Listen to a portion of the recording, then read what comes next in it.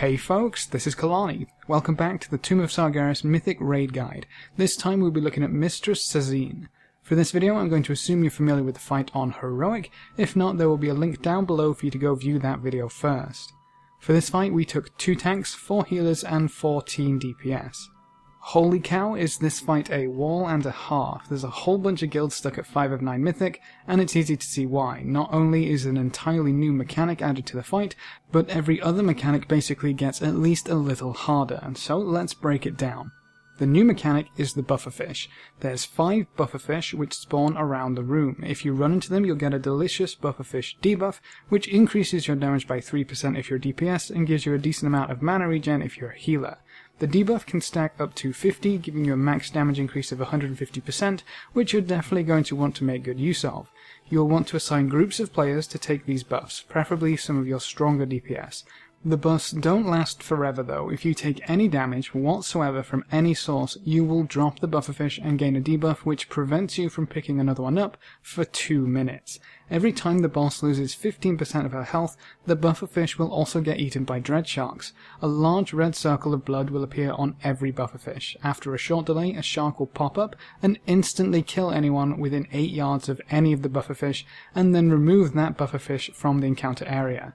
A new set will appear shortly after every dread shark, but that means anyone who is holding a bufferfish has to drop it before the 15% marks are reached.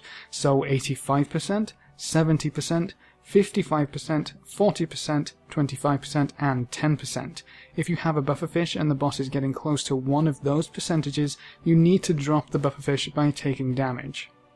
Now there's a few reliable ways to take damage to drop the fish. You can stand in the green puddles left by the abyss adds, get hit by thundershocks, run over inks, or even use the burden of pain. You can also use tornadoes, but I would strongly suggest you don't. During phase 1, the most reliable way we found to drop our fish at the correct time was just by using the green puddles. You stand in the puddle for 2 or 3 seconds, take a teeny bit of damage and drop the fish.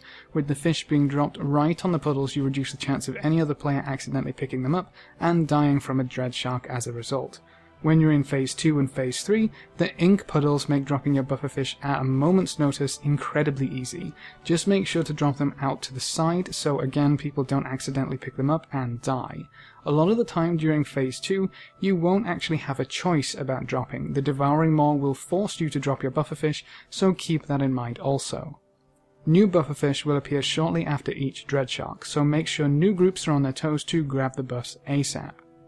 To maximize uptime of the buffs, we had 2 groups of 5 DPS. The first group took the very first set of adds and dropped them around 87%. The second group took the second set of adds and dropped them around 72%. From there, things get a little shaky because of all of the random damage going out in the encounter. The third set of buffs went to the healers and any spare DPS, but the uptime on that set is usually pretty low. The fourth set, which spawns just after 55% of the boss health, went to our group 1 DPS, and the next set went to the group 2 DPS. Any fish that spawn after the boss gets to 25% was just a free-for-all to get as much use out of the fish as possible going into execute phase. If any of your DPS have strong execute and they can pick up a buff, they should get priority. So with that headache out of the way, let's have a look at how the other abilities have changed throughout the fight. The first huge change is tornadoes no longer disappear when they hit green puddles. They just slow down. This means you have to get puddles down at the right time, so you get a gap you can run through. Tornadoes deal a huge amount of damage, so you shouldn't ever be getting hit. The only excuse would be to drop a bufferfish at the very last second while having no other source to remove it. On Mythic difficulty, there's 1 more Hydra shot added for a total of 4, making soaking these a huge pain in the butt. There are some weak auras available which can assign soaking groups for you, but my guild just used static groups for each Hydra shot. You should be using DBM or bigwigs to assign marks to each Hydra shot so you can assign groups effectively. Remember, anyone who has a bufferfish will not want to soak Hydra shots because they'd lose their buff, so if you make static groups, make sure you take into account the bufferfish groups so you always have enough people soaking Hydra shots.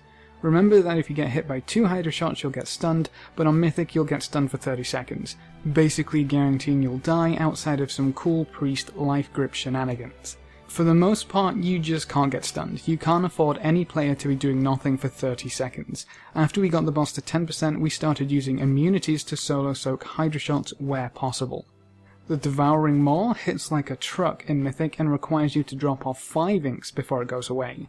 To handle this effectively, we have our raid prepare for the Maw by standing nearby inks, and as soon as it starts, people will run over the inks and run straight into the Maw. Usually our Devouring Maws only last a few seconds.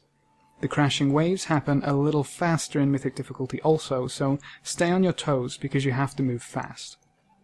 Now, as for hints and tips, the first major problem we had on Mistress was getting our Abyss ad timing down. Eventually, we made everyone hold off on AoE, and anyone who couldn't stop their passive cleave like Fire Mages or Unholy Death Knights whittled the ads down until the tornadoes were just about to spawn. At that point, we called to blow up the ads. This gave us far more control over the puddles and guaranteed we had at least one for every tornado throughout the fight.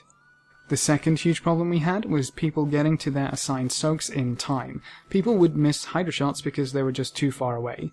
The best way to make sure everyone is in the correct place at the correct time is to just hug the boss as much as possible. There's no reason not to be close, and when you are close, your required movement to position for Hydra shots or follow the boss to one side of a crashing wave is reduced by so much. You're already basically in the right place, and you just have to adjust slightly, instead of running across the entire room. Ranged and healers should stay as close as they can for the most part. The last major problem we had with Mistress was just getting past the Enrage. Her 8-minute Enrage is a pretty tight DPS check. Making full use of the bufferfish will definitely help, but make sure your raiders who don't need to be AoEing are focusing more on single target damage. The ads do need to die, but as long as you have a few passive cleaving classes, they should go down without anyone having to sacrifice a large amount of single target damage. The boss damage is really what matters. I even went pure single target for our progression because I just didn't need to be DPSing the ads. If your raid can increase single target output while still comfortably killing the ads, you'll be well on your way to a kill.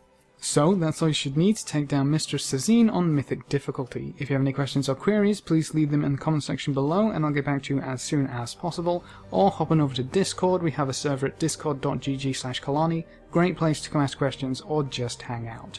Remember to leave a like just below the video before you leave, and if you want to see more, make sure to subscribe. But apart from that, thanks for watching folks, good luck and have fun, and as always I will see you next time.